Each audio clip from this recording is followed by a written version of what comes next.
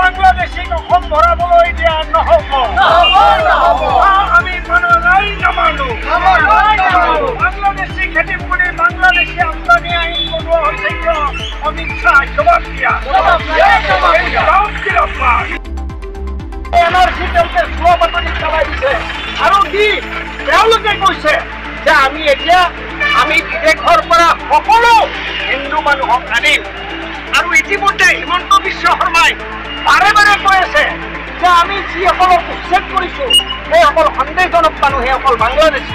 কিন্তু আপোনালোকে জানে এই উচ্ছেদিত মানুহবিলাকক 50,000 টকা দি বেলেগ ঠাইত তেওঁলোকে সংস্থাপন কৰি আছে। অৰ্থাৎ তেওঁলোকে বাংলাদেশী খেদিম বুলি কৈ আজি কোটি কোটি বাংলাদেশী অসম আগমনৰ পথ পৰিষ্কাৰ কৰি দিছে। চিৰকাললৈ তেওঁলোকে বাংলাদেশী বিদেশী আগমনৰ ৰাস্তা পাক্কা কৰি দিছে।